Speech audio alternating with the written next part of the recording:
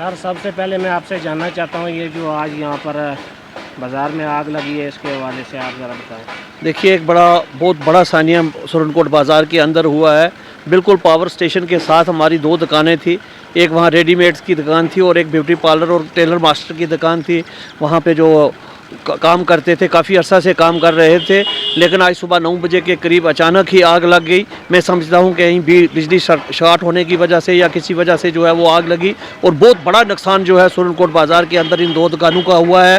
बिलखुसूस मैं ये कहूँगा कि वहाँ जो हमारी बेटी दुकान करती थी उसका भी बड़ा नुकसान है, क्योंकि उसके पास वही एक दुकान ही सहारा थी, क्योंकि वो पुंछ से आके यहाँ पर दुकान करती थी और अपने दो बच्चों को जो है इसी दुकान के ज़रिए पालती थी। लेकिन बड़ा अफसोस से ये कहना पड़ता है कि फायर सर्विस आग लगने के बाद 30 मिनट के बाद जो है वो फायर सर्विस की गाड़ी यहाँ पर पहुँची है। अगर वो गाड़ी टाइम पे पहुँची होती तो यहाँ पर नुकसान कहीं ना कहीं कम हो सकता था, क्योंकि उसके साथ 2-4 दुकानें थी और एक रेजिडेंशियल मकान था जिसको बुरी तरीके से जो है वो भी नुकसान हुआ है। उसकी तमाम दरवाजे, बारियाँ और शीशे जो है वो टूट चुके हैं। अल्लाह का शुक्र है कि इतना बड़ा सानिया नहीं हुआ, लेकिन ये दो दुकानें जलने से दो घरों को कहीं ना कहीं जो है बहुत बड़ा नुकसान हुआ है। उनके बच्चों के, उनके परिवार को जो है वो नुकसान पहुँचा है। मैं फिर एक बार एडमिनिस्ट्रेशन से, बिलखुसूस यहाँ की सिविल सोसाइटी से ये गुजारिश करूँगा कि आप इस बच्ची की जो है इस रमज़ान के महीने में दिल खोल के मदद करें कि अपना आप ये जो है दोबारा जो है अपना कारोबार जो है वो स्टैंड कर सके। और एडमिनिस्ट्रेशन से भी ये गुजारिश करूँगा कि फौरी तौर पर इस बच्ची की जो है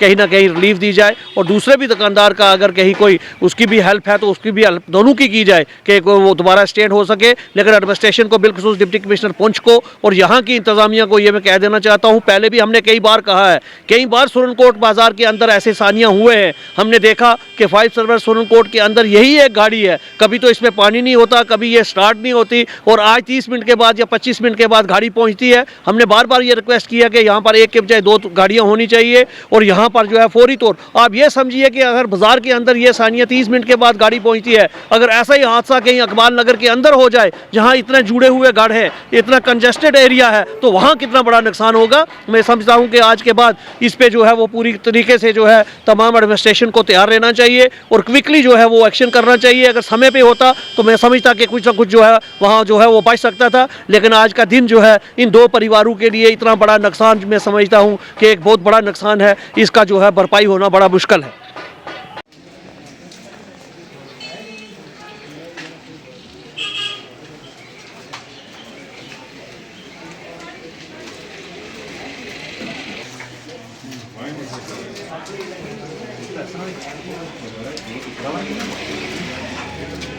Gracias.